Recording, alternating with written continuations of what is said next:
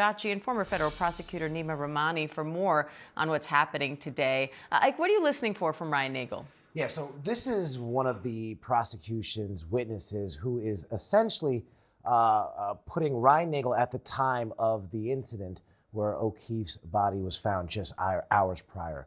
He said that he got a call from his sister after a night of drinking at C.F. McCarthy's, which is a bar in the area. And his sister was asking to be picked up from Brian Albert's home, which is the residence where O'Keefe's body was found.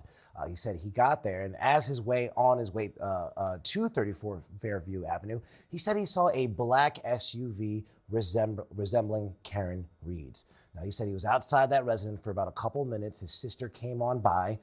He declined an invitation to go into Albert's house, and he said he drove off. But as he was driving off, he testified that he saw a white woman in that SUV with her hands at 10 and 2 as he was driving off from declining that invitation from his sister. Neama, how crucial is the timing of all of this here and what Nagel's testifying to? Diana, Ike talked about it, but really here's a Canton resident who testified that he was at the scene and he didn't see John O'Keefe enter the home. So that's important. That's part of the prosecution's case. The defense, of course, is arguing that O'Keefe was in the home. He was beaten there. He was thrown outside and killed. So it's just a short window, but a snapshot, but an important one for the Commonwealth's case here to say that O'Keefe never entered the home and it was actually struck outside of the home by Karen Reed's SUV. Neama, he also is clearly not saying that he saw John O'Keefe's body in the snow. So could this prosecution witness actually help the defense in that sense?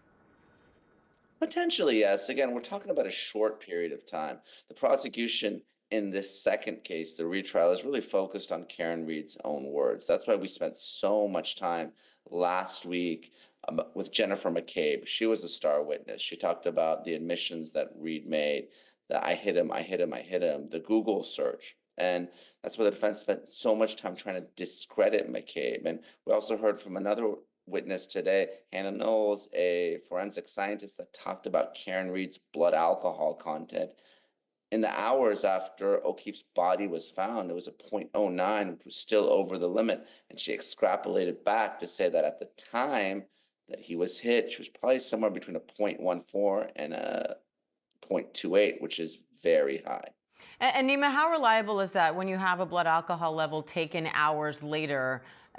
Do those tend to hold up when the scientists then say, well, based on what it was hours later, it must have been somewhere in this ballpark when the incident happened? It's not that reliable for this reason. They're assuming, and this is something that the defense got out during cross-examination, that Karen Reed stopped drinking somewhere around 12:45 a.m. If she did continue drinking, that would be a problem. Now, from the defense's perspective, Karen Reed made a lot of admissions to drinking doubles, 6, 7, 8, 9 drinks during the different docuseries that were following her during the first trial. So pretty clear that she was under the influence at the time she was driving that vehicle. All right, Ike Dachi, Neama Rahmani, thank you both.